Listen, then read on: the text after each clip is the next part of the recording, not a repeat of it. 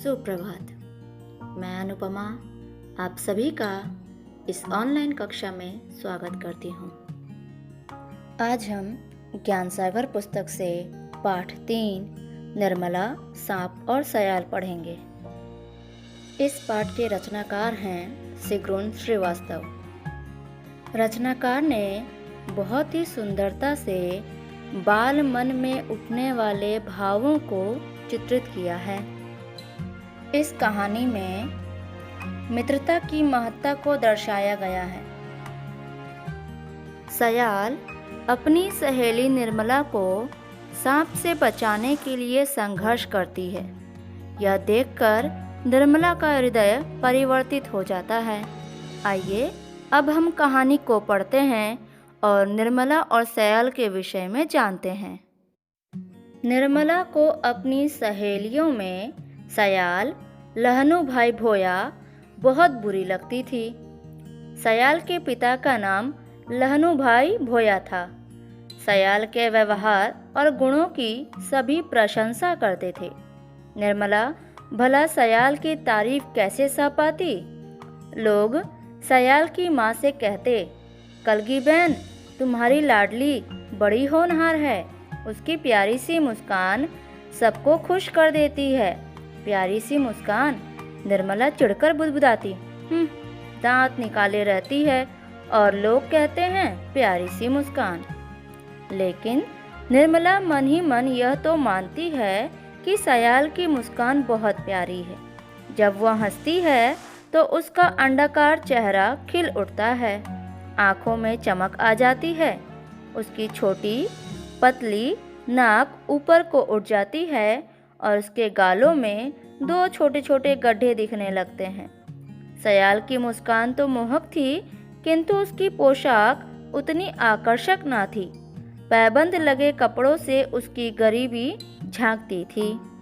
उसके हाथ में पड़ी चूड़ियाँ भी उतनी सुंदर ना थीं जितनी निर्मला की चूड़ियाँ थीं।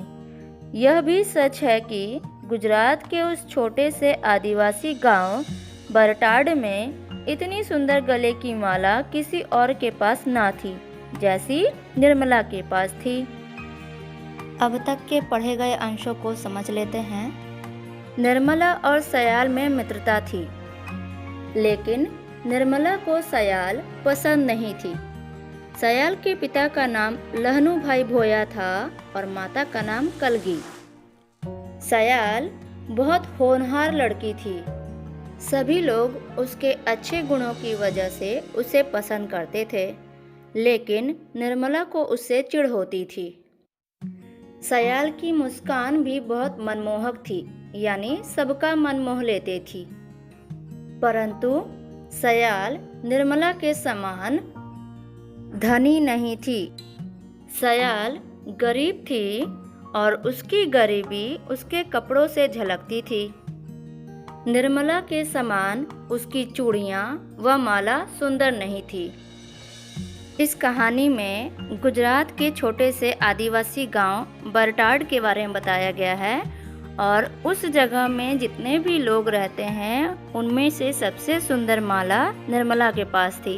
यानी निर्मला थोड़े पैसे वाली थी, धनी थी, परंतु सयाल गरीब थी।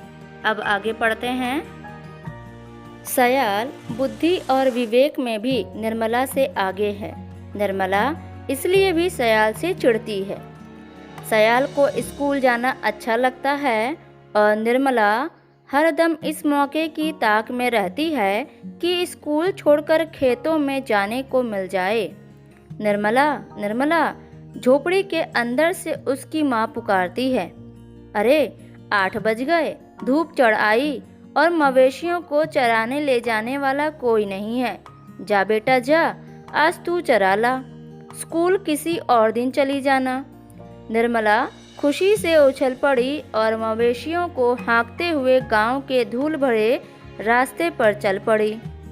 कुछ फरलांग की दूरी पार करने के बाद निर्मला जंगल की ओर मुड़ गई। वहाँ कुछ ही दूरी पर थोड़ी सी खुली हुई जगह थी जहाँ मवेशी आराम से चराए जा सकते थे। अचानक ही वह जोर से गुस्सा होकर बड़बड़ाई, कारण यह था कि जिस बरगद के पेड़ की छाया में उसका अड्डा था, वहां आज कोई बैठा था। पेड़ के तने से टिकी पीठ देखकर ही वह समझ गई कि वह सयाल है। गायों की घंटियों की आवाज़ सुनकर सयाल ने इधर उधर देखा। वह निर्मला को देखकर बहुत खुश हुई और हाथ हिलाकर उसे बुलाने लगी, ए निर्मला, इधर आजा छाया में। लेकिन सयाल की उपेक्षा करती हुई निर्मला थोड़ी आगे निकल गई। निर्मला के मवेशी नरम घास खोजने के लिए बिखर गए। निर्मला इधर उधर देखकर सोचने लगी कि वह किधर जाकर बैठे। आखिर उसने एक झाड़ी देखी जिसकी छाया में वह बैठ सकती थी। वह घुटनों के बराबर ऊंची घास के बीच में से होती हुई वहां पहुंच गई। पढ़े गए अंशों को समझ लेते हैं। निर्मला सयाल से बहुत चिढ़ती थी।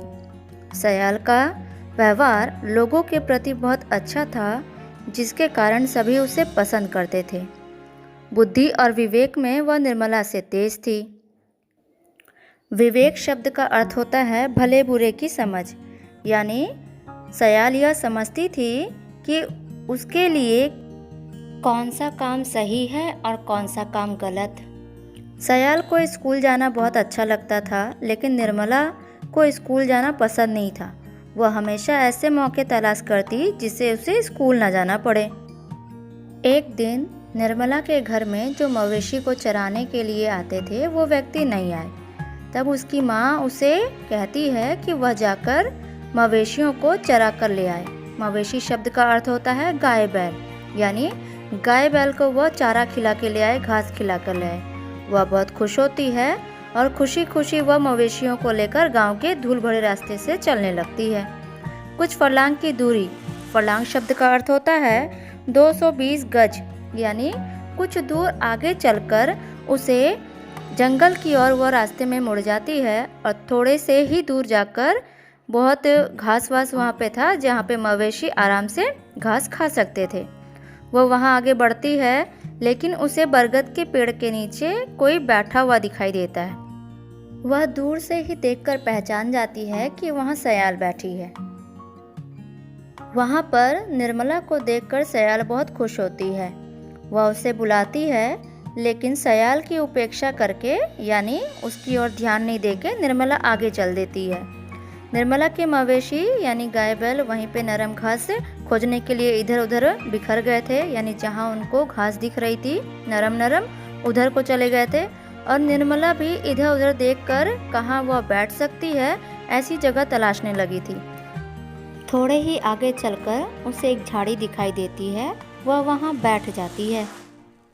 आगे पढ़ते हैं। निर्मला को एक बार फिर सयाल ने पुकारा, लेकिन निर्मला ने उस ओर कोई ध्यान नहीं दिया। अचानक ये फुफकार सुनकर निर्मला के प्राण सूख गए। उसने मुड़कर देखा, एक दैत्याकार अजगर सांप उसकी ओर जलती आंखों से घूर रहा था। वह 12 फीट से भी ज्यादा लंबा था। वह निर्मला के इतने नजदीक था कि वह वहां से भागने का साहस भी न कर सकी। वह चीखना चाहती थी, पर भय के कारण उसकी घिघी बंद गई थी। अचानक सांप उछला। वह बड़े गुस्से से फिर फुफकारा। निर्मला ने अपनी जिंदगी में ऐसा भयानक दृश्य न कभी देखा था, न कभी सुना था। अचानक अजगर का सिर आगे को बढ़ा और साथ ही साथ उसने पूंछ भी उठाई। पलक झपकते ही निर्मला का घुटना उसकी कुंडली में फंस चुका था और उसने अपने जबड़ों से निर्मला का पंजा पकड़ लिया था।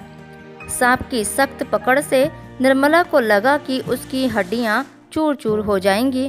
उसे लगा कि अब वह मर जाएगी। वह एकदम से चिल्ला पड़ी, बचाओ बचाओ। निर्मला ने सांप को झटकारने की कोशिश की, लेकिन उसे छूने की भी हिम्मत ना कर सकी। सांप उसके पैर में कुंडली मारकर लिपटा हुआ था। अचानक सांप पर किसी ने लाठी से वार किया। यह हमला सयाल ने किया था।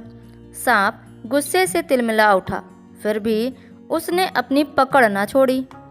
सयाल सयाल, मैं मर रही हूँ, कुछ नहीं होगा, घबराओ नहीं। सयाल चिल्लाई और बड़ी निर्भीकता से सांप की कुंडली खोलने की कोशिश में लग गई।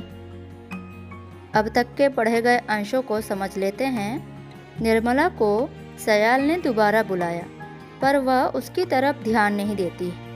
वह उन झाड़ियों के नीचे जाकर बैठ जाती है। अचानक ही उसे कुछ आवाज़ सुनाई देती है। आवाज़ सुनते ही उसके प्राण सूख गए। प्राण सूख जाना एक मुहावरा है जिसका अर्थ है बहुत डर जाना। वह पीछे मुड़कर देखती है तो उसे दैत्याकार यानी दैत्य राक्षस के आकार का उसे अजगर सांप दिखाई देता है, जो उसकी ओर गुस्से से देख रहा था। वह बहुत ही लंबा था। निर्मला इतने नज़दीक से आज तक किसी भी सांप को नहीं देखी थी। डर के मारे उसकी घिघी बन गई। घिघी बनने का अर्थ होता है गले से कोई भी आवाज़ ना निकलना। जब हमें कोई डर लगता है या किसी कारणवश हम डर जाते हैं तो हमारी आवाज़ नहीं निकलती है। ठीक यही स्थिति अभी निर्मला की हुई। अचानक से सांप उछल जाता है और बहुत गुस्से से फुफकारते हुए उसकी तरफ आगे बढ़ता है। ऐसा दृश्य निर्मला ने कभी देखा भी नहीं था और कभी सुना भी नहीं था। सांप आगे बढ़कर निर्मला के घुटनों को पकड़ लेता है। वह उसके घुटनों के चारों ओर घूमकर कुंडली फंसा देता है और अपने जबड़ों से निर्मला का पंजा पकड़ लेता है। सांप की पकड़ बहुत सख्त थी, कठोर थी, जिसकी वजह से निर्मला को ऐसा लग रहा था जैसे उसके शरीर की हड्डी चूर चूर हो जाएंगी। उसे लग रहा था कि अब वह मर जाएगी, उसका दम निकल जाएगा। वह ज़ोर से सहायता के लिए पुकारने लगती है। वह बहुत कोशिश करती है कि सांप को खुद से अलग करे, पर वह उसे छू भी नहीं पाती है। तभी किसी ने लाठी से सांप पर वार किया, मतलब हमला किया। हमला करने के बावजूद सांप ने अपनी पकड़ ढीली नहीं की थी। वह गुस्से से तिलमिलाने लगता है, यानी वो और ज़्यादा गुस्सा हो जाता है। लाठी से वार करने वाली लड़की सयाल थी। सयाल को देखते ही निर्मला कहती है कि मुझे बचा लो, मैं मर रही हूँ। तब वह उसको हिम्मत देती है, साहस से कहती है कि कुछ नहीं होगा, तुम घबराओ मत। और वह सांप की कुंडली खोलने की पूरी कोशिश में लग जाती है, यानी निर्मला से सांप को दूर करने की कोशिश में लग जाती है। वो बहुत ही साहस से सांप का सामना कर रही थी।